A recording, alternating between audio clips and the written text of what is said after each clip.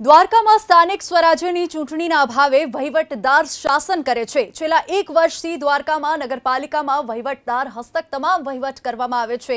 ગામમાં સ્થાનિક પ્રતિનિધિ ન હોવાને કારણે અનેક કામો કરવામાં વિલંબ થઈ રહ્યો છે। દ્વારકાના ગોમતી ઘાટ પર મહિલાઓ માટે સુવિધા કરવા માંગ કરાઈ। ઠેર ઠેર ગંદકી હોવાને કારણે અને રસ્તા પર સાંઢના કારણે પ્રવાસીઓને હાલાકી પડી રહી છે। ત્યારે વહેલી તકે દ્વારકા નગરપાલિકાની ચૂંટણી યોજવા માંગ કરાઈ છે। નગરપાલિકાનું વહીવટી શાસન છે જ્યાં સુધી ચૂંટણી ન થાય ને પ્રજાના પ્રતિનિધિ ચૂંટાઈને નહીં આવે ત્યાં સુધી કોઈ બીજો અમલ થવાનો નથી। નીતિ વિષયક નિર્ણયો ચીફ ઓફિસર કે નગરપાલિકા પોતે લઈ શકતી નથી।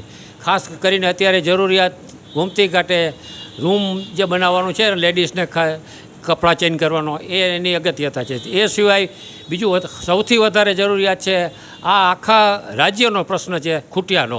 હું એમ નથી કહેતો કે ખૂટિયાને મારી નાખો, પણ ખૂટિયાને ખસીકરણ કરાવી નાખે તો દોડતા તો ઓછા થાય, વાહન માણસ અને અનેક લોકોને નુકસાન કરતા છે। હાલ વહીવટદારશ્રીનું શાસન છે અને અમારા વહીવટદારશ્રી સમયાંતરે ફિલ્ડમાં પણ જાય છે, ચીફ ઓફિસર પણ